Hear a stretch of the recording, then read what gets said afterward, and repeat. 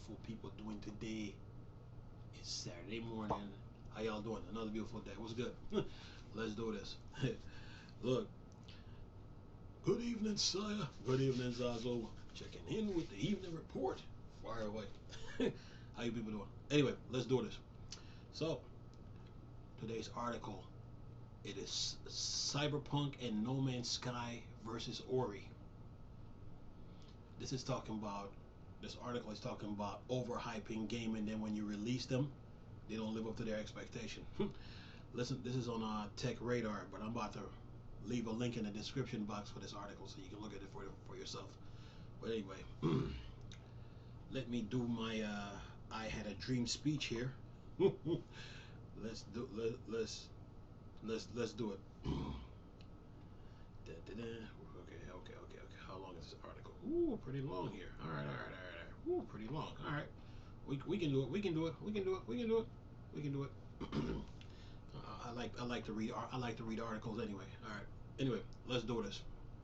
Says here, this is on Tech Radar's website, and I'm going to leave a link in the description box. It says here, Cyberpunk 2077 and No Man's Sky slammed by Ori director over lies and deception. But what this article is really talking about, overhyping games and they don't live up to their expectation. But anyway, says here, Ori and the Will of the Wisp director Thomas Mailer has weighed in on video games release that failed to live up to expectation at launch, such as Cyberpunk 2077 and No Man's Sky. And you can throw Battlefront 2 with the loot box. But anyway,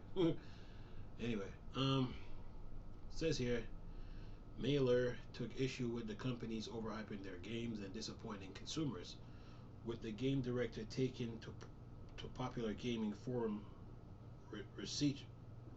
Recetera to air out his grievance. In a lengthy post, Mailer expressed his displeasure at the gaming snake oil salesman, claiming that it's all started with Peter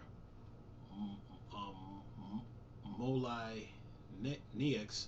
of Dungeon Keeper and Fable fame, who had a history of over-embezzling what players could achieve in the title he worked on. Says here, best Xbox Series X game, don't mess with these titles. Best PS5 games, when only the best will do.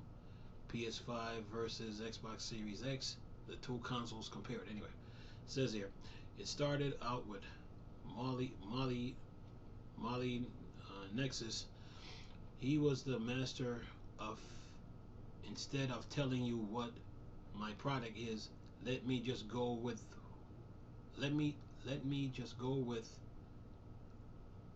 go wild with what I think it could be and get you all excited.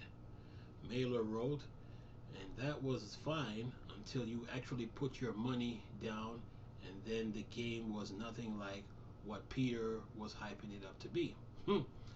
Says here, he pulled this for good decades, expletive, or more, with journalists and gamers, loving listening to Uncle Peter and the amazing things he's doing for the industry. It took him to release some pretty expletive, shoddy game for press and gamers to finally not listening to lies anymore. Mailer then turned his attention to Hello Games founder and managing director Sean Murray, the studio behind No Man's Sky, a game which was notoriously underwhelming at launch compared to the hype surrounding the game.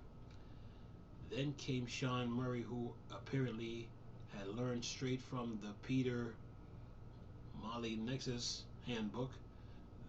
This guy apparently just loved to spotlight. Mailer wrote,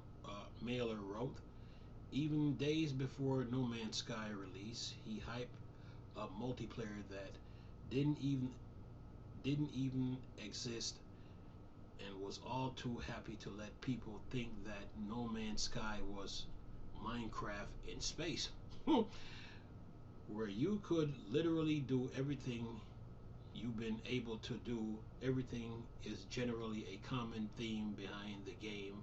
Snake oil salesman, cause hey, that sort of attracts everybody. Obviously, there was a massive backlash when No Man's Sky finally released, and the product being nothing like what Murray's hyped it up to be. Mailer continues, but what happens then? They release a bunch of updates, so let's forget about the initial lies and deception, and hey, let's actually shower him with awards again, cause he finally kinda sorta delivered on what he said the game would be years earlier. Mailer naturally cites Cyberpunk 2077 as the latest game that fallen foul of creating unrealistic expectation before launch, to the point where the game is no longer available to buy from PlayStation Store due to countless bugs and performance issues. And then came Cyberpunk, made by the guy that made Witcher 3. So this expletive had to be good. Here's our Cyberpunk universe, and trust us, you can do expletive everything here. Entire CD Project Red PR department took all the cues from what works from Molly Nexus and Murray and just went completely ape curse word anyway with it. Mailer wrote, gamers were to believe that this is sci-fi GTA in the first person. What's not to love? Every video released by CD Projekt Red was carefully crafted to create a picture in players' mind that was just insanely compelling. Mailer also note that not only is this sort of practice damaging for consumers and the industry as a whole, but it also impacts developers. Okay, let me stop right there. So, and then there's the apology letter talking about. He said, "Yep, I screwed up yesterday. Here's my thoughts." Anyway, look. All right. You know,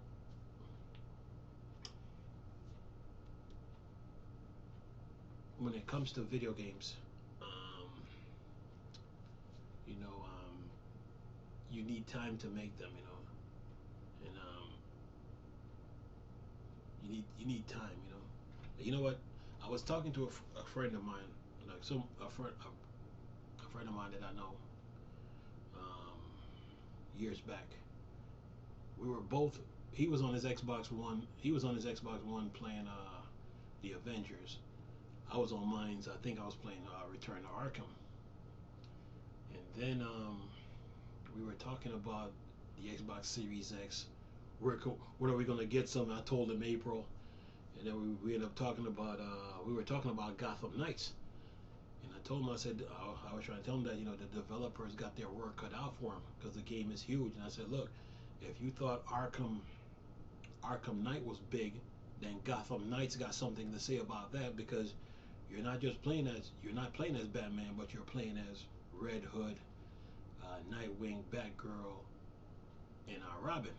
And then you might get Alfred as a downloadable content player with Commissioner Gordon to play as both of them. So the game is big. So I said, if you thought Arkham Knight was big, then Gotham Knights got something to say about that. The game is going to be huge. You know, we were just talking about the game, and you know, and I said, I told him, I said, like, these developers, they got their work cut out for them, because they have to, the developers at WB Games have to they have to set a precedent with Gotham Knight, and they have to raise the bar, because Batman Arkham Asylum was big in its own right. Batman Arkham City was big in its own right. Arkham Origins was big in its own right, and then Arkham Knight was big in its own right. So they all raised the bar. So Gotham Knights got to do the same thing. So I would let them know that the developers got their work cut out for them, and the game is going to be huge. So they and they go they when the game is finished, the developers will let us know. But it goes to show you that when you're making a game like that of that magnitude, that you need time. And what happened to No Man's Sky and Cyberpunk, they needed more time to work on the game versus rushing the project out. They needed more time. Cyberpunk probably needed like another, I would say, 3 years. Cyberpunk needed another 3 years to really work out the bugs, and then they should have never released it on on the Xbox One or the PS4. They should have just focused on the Series X, PS5, and PC, and then go from there. It's the same thing with No Man's Sky. They needed more time.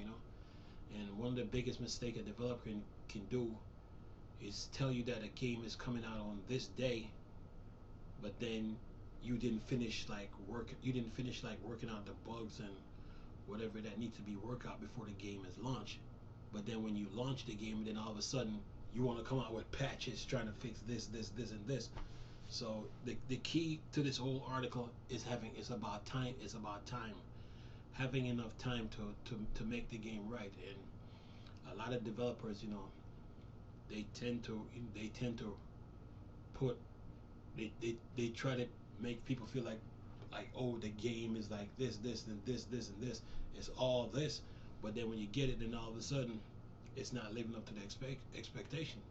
So time is of the essence here when it comes to this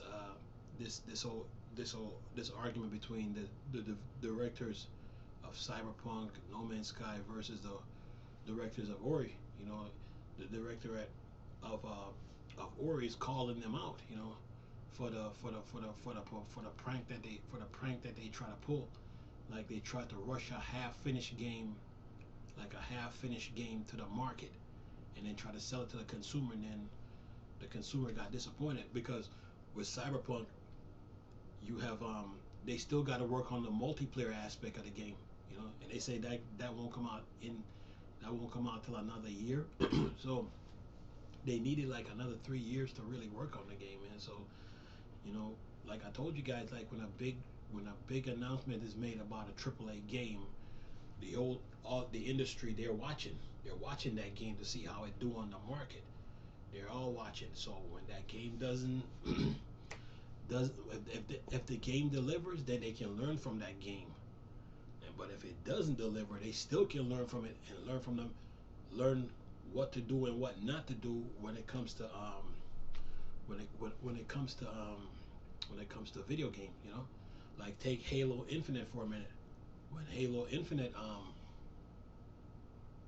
when Halo Infinite got called back, that was a good move on 343 Industries, because the fans of Halo they know when you're trying to pull their coattail or whatever you want to call it. They know. So it was good that they called it was good that they brought the attention to 343 Industries, like, look, this game needs to be worked on some more, and then 343 Industries realized that and like, look, okay, we're gonna release the game like fall of next year, which means this year, fall of this year. So that gave them plenty of time to work on the game. So that was good that 343 Industries,